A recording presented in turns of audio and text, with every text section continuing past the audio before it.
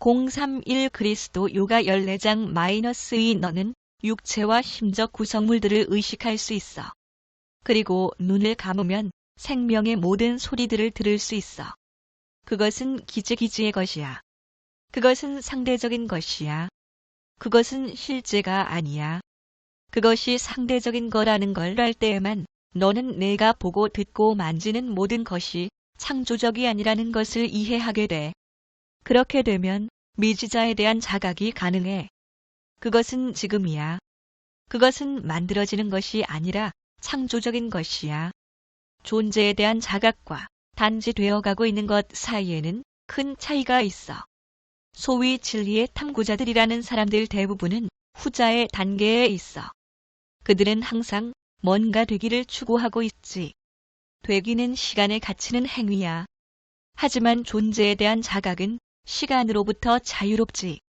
왜냐하면 시간은 무시간적 존재를 결코 드러낼 수 없기 때문이지. 내일은 결코 항상 지금 이 순간 존재하는 현존을 드러낼 수 없어. 어제와 내일로부터 자유로울 때만 항상 현재인 존재가 드러나게 돼. 그것을 힐끗 보기만 해도 그 순간 마음은 고요해지게 되고 시간으로부터 자유롭게 되지. 그리고 바로 그 순간 실제를 깨닫게 되지. 요가 수행법은 내적인 감각에 대한 집중의 하나야. 그 집중 상태에서 외부 세계에 대한 인식이 차단되게 돼. 그러나 이런 식으로는 결코 마음을 초월한 실제를 드러낼 수 없어. 예, 알겠습니다. 내가 말했다. 집중은 정신 활동의 하나입니다. 집중으로는 정신적 활동이 아닌 마음을 초월한 존재를 드러낼 수 없다는 것을 나는 이미 체험했습니다. 나는 집중을 통해 마음이 고요해질 때 오는 해방감을 경험했습니다. 나는 또한 의식이 마음의 모든 층과 조건 지어진 사고 속에 삼투할 때 느껴지는 산매를 체험했습니다. 그러나 이것은 여전히 되기입니다. 그것은 기지의 것이고 그 상태에서는 존재에 대한 자각이 불가능합니다. 기지의 것은 결코 미지자를 드러낼 수 없습니다. 피조물은 결코 피조되지 않은 존재를 드러낼 수 없습니다. 되기의 허구성을 깨달을 때에만 영원한 현재를 깨달을 수 있습니다. 아버지와 나는 하나이기 때문입니다. 그것은 조건화된 마음속의 관념이 아닙니다. 그것은 창조적인 실제이고 지금 존재하며 자아가 영원한 현재 속에 녹아 사라질 때 현현합니다. 그것은 마치 한 방울의 물이 대양 속으로 녹아 사라지는 것과 같습니다. 한 방울의 물과 대양은 동일한 성분으로 이루어져 있습니다. 그것은 인간 속의 영과 우주의 대령이 동일한 것과 같습니다. 왜냐하면 영은 결코 나뉘어져 있지 않기 때문입니다. 내가 계속 말했다. 나는 신성한 이성을 사용하고 있습니다. 신성한 이성은 결코 이성을 초월한 것을 드러낼 수 없습니다. 왜냐하면 심지어 신성한 이성조차 마음에 속한 것이기 때문입니다. 마음이 고요해지기 위해서는 이성의 작용이 그쳐야만 합니다. 마음은 결코 미지자를 알 수 없습니다. 투쟁이 그칠 때 마음은 고요해집니다. 그리고 그 고요 속에서 실제가 현현합니다. 왜냐하면 그것은 항상 지금 존재하기 때문입니다. 그것은 즉각적으로 현현합니다. 거기에는 시간이 필요치 않습니다. 내가 덧붙여 말했다. 마음이 생각 짓기를 그칠 때 마음은 고요해지고 거기에 실제가 현현합니다. 마음은 결코 실제의 본질을 결코 깨달을 수 없습니다.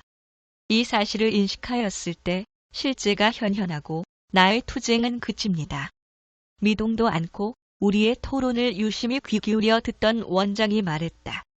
변성의 의미가 무엇인지 알겠습니다. 당신의 말을 가만히 듣고 있는 동안 내 안에서 변화가 일어나고 있습니다. 이제 나는 내 마음과 그 작동 방식, 그리고 실제의 작용을 방해하는 것이 무엇인지 알겠습니다. 나는 내 자신을 명징하게 볼 수 있습니다. 그리고 나의 신조와 관념의 허구성을 이해할 수 있습니다. 내가 얻은 자유의 느낌을 정확히 설명할 수는 없습니다. 내가 아는 것은 내가 변화했다는 것입니다. 나는 이제 그동안 무겁게 지고 있던 나의 낡은 사고와 신조에 더 이상 갇혀 있지 않습니다. 게쉬 린포체가 기뻐하며 말했다. 내 아들아, 내가 원장에게 깊은 인상을 주었구나. 너는 내 말에 귀 기울이는 사람들에게 영향을 줄 수 있다는 걸 나는 알았어. 잠시 침묵한 후에 그가 계속 말했다. 그래, 아들아. 순수한 사고는 과거와 미래, 건강과 질병, 성공과 실패, 선과 악, 신과 악마에 의해 조건화되지 않아. 왜냐하면 이것들은 마음의 산물이기 때문이야. 이 관념들은 너의 조건화의 결과란다. 그것들은 상호 대립되는 이원성에 갇혀 있어. 그리스도는 이 모든 조건화로부터 자유로워. 그리스도는 어떤 방식으로도 조건화되지 않는 신의 아들이야. 아버지의 생명이 아들 안에 있어. 그것은 바로 지금 이 순간에 있어. 너는 그걸 기다릴 필요가 없어. 왜냐하면 그것은 항상 현재에 존재하기 때문이지. 우리 모두 안에는 활동적인 지성이 있어. 이 지성은 지금 속에서 영원히 활동하고 있어. 그것은 비록 우리 몸 속에 있지만 몸을 초월해 있어. 너는 그것의 본질을 몰라. 그럼에도 불구하고 그것이 존재한다는 것은 알고 있어. 그렇지 않니? 예. 내가 외쳤다. 그것이 음식을 소화시켜주고 있고, 그것이 심장으로부터 온몸으로 피를 보내주고 있고, 온갖 영양분을 보내어 세포들의 새로운 활력을 주고 있고, 노폐물들을 제거하고 있습니다. 우리 몸은 이 내적인 지성의 조정작용으로 겨울이나 여름이나 일정한 체온을 유지하고 있습니다. 그럼에도 불구하고 피조물과 피조되지 않은 창조적 존재 사이의 관계는 항상 상대적입니다. 우리의 몸은 다른 모든 통로들과 마찬가지로 언젠가 낡게 됩니다. 하지만 실제 의식, 생명 그 자체는 영원히 현재 속에 존재할 것입니다. 내가 계속 말했다. 인간의 몸에 비교할 만한 기계는 만들어진 적이 없습니다. 이 모든 놀라운 일들을 하는 힘은 몸의 외부에 존재하지 않습니다. 그것은 내부로부터 작동함에 틀림없습니다. 인간에 의해 만들어진 가장 복잡한 기계는 인간의 내면으로부터 만들어진 것입니다. 그러므로 우리는 피조물이 결코 그 창조자와 필적할 수 없다는 것을 알 수 있습니다. 피조물은 끊임없이 변화되지만 창조자는 변화하지 않습니다. 피조물은 상대적인 반면 창조적 존재는 영원한 현재에 남아 있습니다. 그러므로 우리는 영감의 원천, 사랑과 지혜와 힘의 무한한 원천과 항상 접촉해 있습니다. 왜냐하면 아버지와 나는 하나이기 때문입니다. 그리고 나는 이렇게 덧붙여야 함을 느꼈다. 그것에 대해 말을 하는 순간 그것은 상대적이 됩니다. 왜냐하면 그것은 마음속에 있는 하나의 관념에 불과하기 때문입니다. 그러나 마음이 구성 행위를 그칠 때 나는 영감과 영을 체험할 수 있습니다. 비록 그것을 정의할 수는 없지만 말입니다. 그래, 아들아. 게쉬 린포체가 대답했다. 관념, 이미지, 신조, 전통 등에 묶이면 너는 그것들에 갇히게 돼. 그렇게 되면 더 이상 어떤 자유도 없어. 왜냐하면 너는 그것들에 따라서 사고하고 행동하게 될 것이기 때문이야.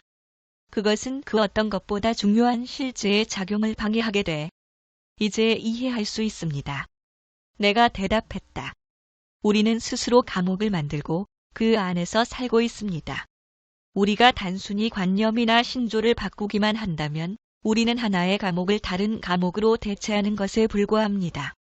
어떤 사람들은 경직된 교리 때문에 하나의 종교에서 다른 종교로 개종하기도 합니다.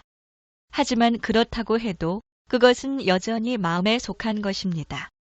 그것은 여전히 하나의 감옥에 불과합니다.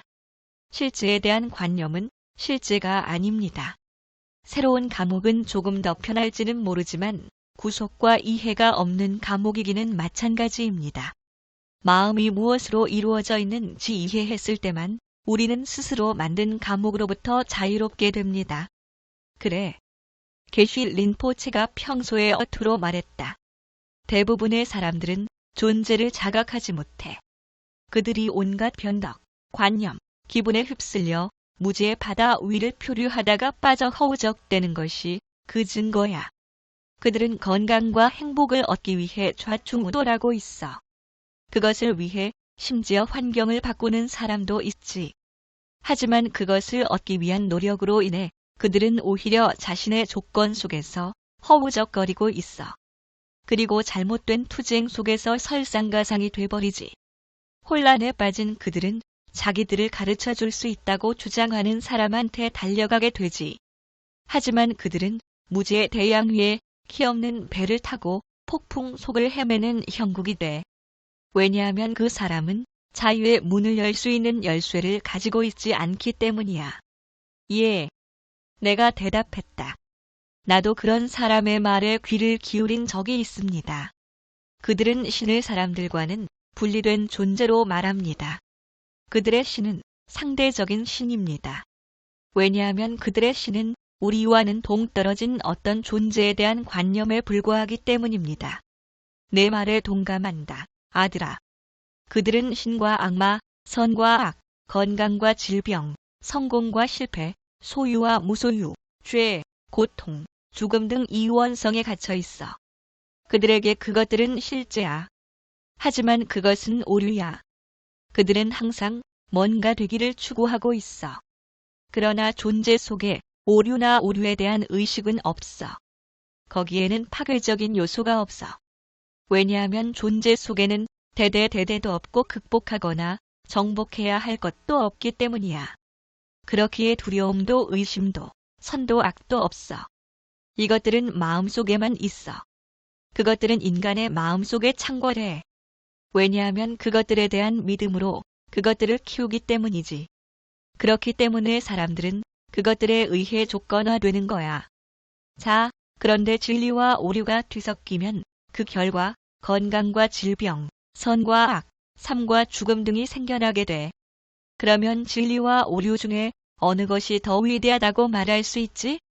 거짓에 대한 식별을 통해서만 오류는 떨어져 나가게 돼. 왜냐하면 그것은 조건화된 마음에만 존재하기 때문이지. 진리는 마음을 초월해 있고 자유로워. 진리는 우리가 거짓을 식별하고 이해할 때 즉각적으로 현현해. 이해가 되나? 이렇게 말하면서 게쉬 린포체가 원장을 쳐다보았다. 네, 완벽하게 이해됩니다. 원장이 대답했다.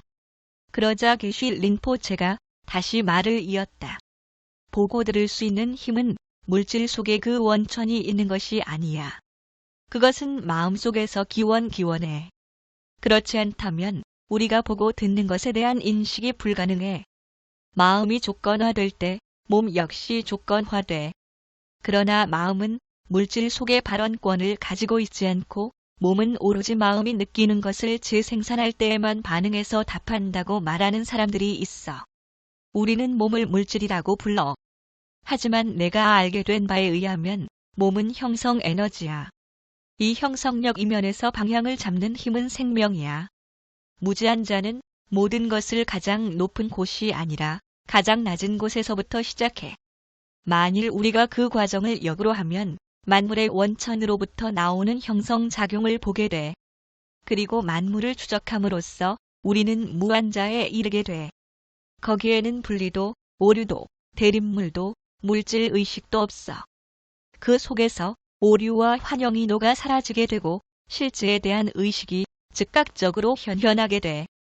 육체는 영원한 유일 생명을 떠나서는 생명력을 가질 수 없어. 그러므로 만일 내가 육체에 매달린다면 너는 실제의 생명을 놓치게 돼. 그것은 심지어 육체 속에 있을 때조차 자유로워. 나는 생명이다. 나를 보는 자는 아버지를 보는 것이다. 나는 영원한 너의 주, 하나님이다. 게쉬 린포체를 보자 그의 얼굴이 빛으로 감싸이는 것이 보였다. 그가 일어나 팔을 앞으로 뻗어 축복의 자세를 취했다. 그러자 나는 수천 볼트의 전기로 충전된 기분이었다. 이런 말로 그는 가르침을 마쳤다. 오무한 자여, 당신은 인간의 도움 없이 쑥쑥 자라는 작물에 물을 주십니다. 인간이 하는 일은 씨앗을 심는 것뿐입니다. 당신은 대지를 만들고 그것에 햇빛과 비를 줍니다. 어떤 사람들은 당신에게 이르는 길을 찾지 못하겠다고 말합니다. 하지만 나는 그것에 동의하지 않습니다. 왜냐하면 모든 사람들은 누구의 도움 없이 스스로 그 길을 찾아야만 하기 때문입니다. 오, 무한자여. 나는 만족합니다. 나는 당신이고 모든 것이 나의 것이기 때문입니다. 거기 앉아있는 동안 우리는 변화되고 고양되었다. 나의 마음은 고요해졌다. 나는 아무 생각도 하고 싶지 않았고 움직이고 싶지도 않았다. 나는 그저 그 순간 내가 느끼고 있던 황홀경의 상태에 남아있고 싶을 뿐이었다. 그의 지혜와 사랑은 언설로 다 표현할 수 없다. 내가 쓰고 있는 것은 그가 한 말 중에서 작은 단편에 불과하다. 지금 이 글을 쓰면서도 나는 아직도 그때의 황홀경이 느껴진다. 잠시 후 그가 일어나 밖으로 나갔다. 해가 지기 시작했다. 우리는 그를 따라 발코니로 가서 협곡을 내려다 바라보았다. 초물하리가 오렌지빛 하늘을 배경으로 거대한 흰색 조각상처럼 반짝이고 있었다. 해가 지면서 하늘색이 밝은 핑크와 붉은색으로 변했다. 협곡에는 구름이 드리워져 계곡 전체에 덮인 흰색 융단을 가렸다. 구름이 점차 짙어져 남색과 자색으로 바뀌었다. 구름이 웅장한 초물하리를 덮기 시작해 나중에는 봉우리 끝만 그 위로 솟았다. 해가 사원 뒤편으로 사라지고 별들이 하늘에 나타나 구름 위로 은은한 미광을 던졌다. 게쉬 린포체의 가르침을 통해 황홀하게 고양된 우리는 그 모든 변화 과정을 지켜보았다. 자연의 웅장한 광경에 취한 우리는 마치 다른 세계에 온 것만 같았다. 그 순간 나는 지구가 아닌 다른 곳에 있는 느낌이었다. 오크 협곡에서